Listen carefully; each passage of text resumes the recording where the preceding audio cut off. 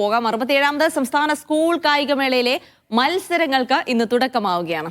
Inclusive വിഭാഗം athletic മത്സരങ്ങളോടെയാണ് മേള ആരംഭിക്കുന്നത്. ഗെയിംസ് മത്സരങ്ങളും ഇന്ന് ആരംഭിക്കുന്നുണ്ട്. 12 വേദികളിലാണ് കായികമേള നടക്കുക.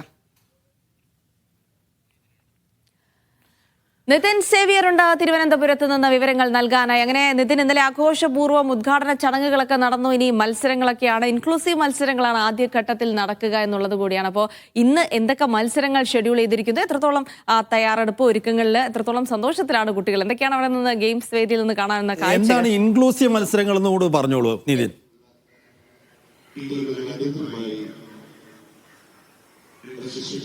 Good morning Jilsy, Saifu. സ്പോർട്സിന്റെ ആവേശത്തിലേക്ക് അങ്ങനെ തിരുവനന്തപുരം ഇറങ്ങിക്കഴിഞ്ഞു. അല്പസമയത്തിനുള്ളിൽ ഇവിടെ മത്സരങ്ങൾ ആരംഭിക്കും. ഇൻക്ലൂസീവ് വിഭാഗം മത്സരങ്ങളാണ്, അതായത് സവിശേഷ പരിഗണനയുള്ള വിദ്യാർത്ഥികൾക്ക് വേണ്ടിയുള്ള മത്സരങ്ങളാണ് ഇവിടെ ആദ്യം നടക്കുക.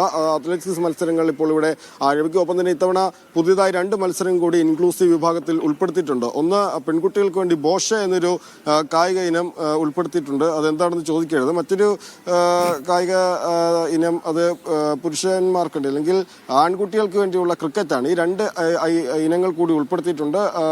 ബാസ്കറ്റ് ബോൾ അല്ലെങ്കിൽ ബേസ്ബോൾ, ഫുട്ബോൾ ഉണ്ട്. ഫുട്ബോളൊക്കെ കഴിഞ്ഞ വർഷം ഉണ്ടായിരുന്ന ക്രിക്കറ്റ് ഇനങ്ങളാണ്. അപ്പോൾ അങ്ങനെ ഇൻക്ലൂസീവ് കായിക ഇനങ്ങളാണെന്ന് വിവിധ സ്റ്റേഡിയങ്ങളിലായി ഇന്ന് ആരംഭിക്കുന്നു. ഒപ്പം തന്നെ ഗെയിംസും ഇന്ന് ആരംഭിക്കും. പല ഗെയിംസും ഇന്ന് ആരംഭിക്കും. ഷൂട്ടിംഗ് ഉണ്ട്, ബാഡ്മിൻ്റൺ ഉണ്ട്, വോളിബോൾ ഉണ്ട്, ക്രിക്കറ്റ് ഉണ്ട്. അതൊക്കെ ഇന്ന് ആരംഭിക്കും. അപ്പോൾ അത്തരത്തിലൊരു സ്പോർട്സിന്റെ ആവേശത്തിലേക്ക് തിരുവനന്തപുരം ഇറങ്ങിക്കഴിഞ്ഞു. ഇന്നലെ വർണ്ണാഭമായ ഉദ്ഘാടന ചടങ്ങുകളൊക്കെ ഉണ്ടായിരുന്നു.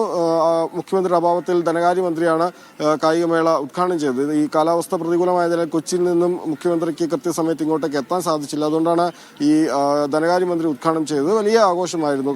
IM വിജയൻ അടക്കമുള്ളവർ, അല്ലെങ്കിൽ രാഷ്ട്രീയ നേതാക്കൾ, കായിക താരങ്ങൾ, മുൻ കായിക താരങ്ങൾ അടക്കമുള്ളവർ, നിരവധി ആളുകൾ ഇങ്ങോട്ടേക്ക് എത്തി. നിരവധി കലാപരിപാടികളുണ്ടായിരുന്നു. അങ്ങനെ വലിയ തോതിലുള്ള ഒരു ഉദ്ഘാടന ചടങ്ങായിരുന്നു. ഇനി അങ്ങോട്ട് കുറേയേറെ ദിവസം തിരുവനന്തപുരത്തിന്റെ നഗരഹൃദയത്തിൽ ഇങ്ങനെ ഒരുപാട് കുട്ടികൾ, പ്രത്യേകിച്ച് നമുക്ക് കാണാൻ സാധിക്കും, ഈ ഐഡിയൽ കടകശ്ശേരി നിലവിലെ ചാമ്പ്യന്മാരാണ്. അവരൊക്കെ ഇങ്ങോട്ടേക്ക് എത്തിക്കഴിഞ്ഞു. നാളെ മുതലാണ് അത്ലറ്റിക്സ് മത്സരങ്ങൾ ആരംഭിക്കുന്നത്. ഐഡിയൽ കടകശ്ശേരിയുടെ താരങ്ങളൊക്കെ തന്നെ ഇവിടെ എത്തിയിട്ടുണ്ട്. 50 താരങ്ങളാണ് ഇത്തവണ ഐഡിയൽ കടകശ്ശേരിക്ക് വേണ്ടി. നിലവിലെ ചാമ്പ്യന്മാരായ സ്കൂളാണ്.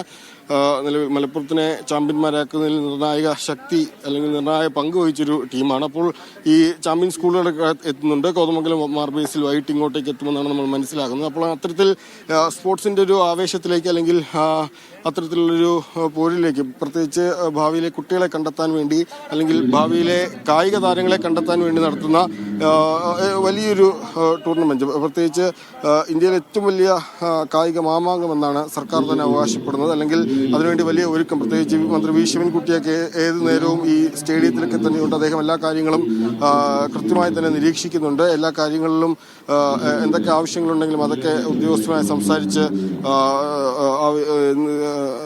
അത് നിറവേറ്റി കൊടുക്കുന്നുണ്ട്. ഇത്തവണ 1423 കുട്ടികളാണ് ഇൻക്ലൂസീവ് വിഭാഗം മത്സരങ്ങളിൽ പങ്കെടുക്കുന്നത്. ഒപ്പം തന്നെ 15ാമതൊരു ജില്ലയായി, അല്ലെങ്കിൽ അങ്ങനെയാണ് ഇവർ കാണുന്നത് UAE-നെ. അപ്പോൾ കേരള സിലബസിൽ കേരള സിലബസിൽ പഠിക്കുന്ന 35 വിദ്യാർത്ഥികൾ, 12 പെൺകുട്ടികളൊക്കെ അവർ പങ്കെടുക്കുന്നുണ്ട്. ഇൻക്ലൂസീവ് അത്ലറ്റിക് മത്സരങ്ങൾ ഇപ്പോൾ അല്പസമയത്തിനുള്ളിൽ ഇവിടെ ആരംഭിക്കും. മറ്റ് 12 വേദികളുണ്ട് വിവിധ സ്ഥലങ്ങളിലായി. തിരുവനന്തപുരത്ത് തന്നെ പല ഭാഗങ്ങളിലായി 12 വേദികളാണുള്ളത്. തൊട്ടടുത്ത് യൂണിവേഴ്സിറ്റി സ്റ്റേഡിയത്തിൽ ഫുട്ബോൾ മത്സരം, ഇൻക്ലൂസീവ് ഫുട്ബോൾ മത്സരം അല്പസമയത്തിനുള്ളിൽ ആരംഭിക്കും. ജിമ്മി ജോർജ് സ്റ്റേഡിയത്തിൽ ബാഡ്മിൻ്റൺ മത്സരങ്ങളും ടേബിൾ ടെന്നീസ് മത്സരങ്ങളും ഒക്കെ ആരംഭിക്കും. അപ്പോൾ ഏതായാലും ഒരു കായികമേള ആരംഭിച്ചു എന്ന് പറയാം. നാളെ അത്ലറ്റിക്സ് മത്സരം കൂടി എത്തുന്നതോടെ കൂടുതൽ കളറാകും. ജിൽസി, സൈഫു.